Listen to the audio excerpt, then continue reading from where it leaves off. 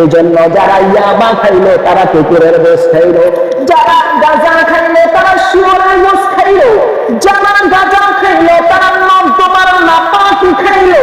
এর ভাই আল্লাহর হারাম যেই মন তারা খাওয়া হয়, হারাম বস্তুটা কেমনে তুমি ওই একই মন দ্বারা খাও?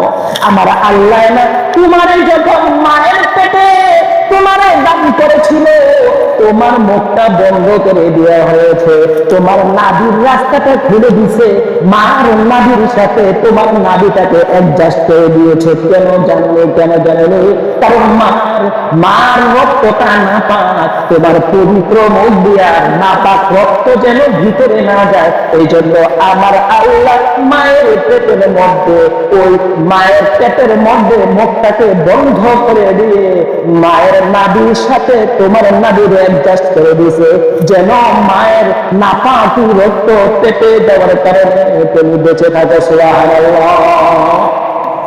যে আল্লাহ তোমার মায়ের পেটের মধ্যে নাপাক খাওয়াইল না, যে আল্লাহ তোমার মায়ের পেটের মধ্যে তোমার মুখটা বন্ধ করে রাখলো,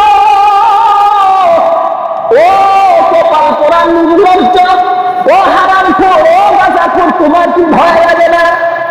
যে আল্লাহ তোমার মায়ের পেটে তোমার মুখটারে পাক রাখলো, পবিত্র রাখলো, তোমার মুখে দিয়া রক্ত নাপাক রক্ত খাওয়াই না, ওই আল্লাহর জবানের কেমনে তুমি দুনিয়াতে আসার পরে নাপাক দিয়া নষ্ট করলা? যুবক, তোর মতো খারাপ নির্লজ্জ বেহায়া পৃথিবীর জমিনে, আল্লাহর জমিনে, আল্লাহর বান্দাদের মধ্যে আর হবে না, কেউ হতে পারে।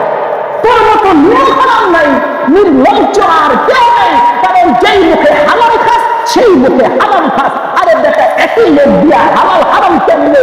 তুই দেখোস না আল্লাহ করে খাবারের মুখ দিছে একটা, পায়খানার রাস্তা দিছে আরেকটা। যখন মুখ দিয়া খাবি হালাল, পেটে যাওয়ার কারণে হারাম হবে। আল্লাহ তো বলতে পারতো, ও দুনিয়ার মুসলমান, যে মুখ দ্বারা হালাল খাবি এই মুখ দ্বারা পায়খানা করবি। আল্লাহ বলে দিছে না, যে মুখ দ্বারা হালাল খাবি সেই মুখ দ্বারা হারাম বের হতে পারে না। হারাম বের হওয়ার জন্য আলাদা রাস্তা আমি আল্লাহ তৈরি করে দিয়েছি, পায়খানার রাস্তা। আর ভালো খাবার ব্যবহার করার জন্য আমি আল্লাহ তোর জবান দান করেছি। এই জবানটা তোর মার পেটের মধ্যে আমি আল্লাহ তোর খাবারের ব্যবস্থা করে দিয়েছি নাপাক দিয়া, কিন্তু তোর মুখটারে পবিত্র রাখছে। আরে বেটা বুঝবি কবে? আরে বুঝ আসবে কবে? টাকা ওরা হয়েছস, বুঝে গেছিস? আরে তুমি বহু শিক্ষিত হয়েছ, আর তুমি মাস্টার্স ডিগ্রি শেষ করেছ, তুমি ডক্টর হয়েছ, ইঞ্জিনিয়ার হয়েছ, বুঝতে পারো নাই দুইটা রাস্তা মানুষের মধ্যে আল্লাহ কেন দিছে? একটা দ্বারা হালাল খাবে, আরেকটার দ্বারা হারাম নাপাকি নিচে যাবে। এই জন্য দুইটা মুখ আল্লাহ বুঝো নাই? আল্লাহ যে তোমার কত পবিত্র বানাইছে, আল্লাহ তো জানে কোন জিনিসটা ভালো, কোন জিনিসটা খারাপ।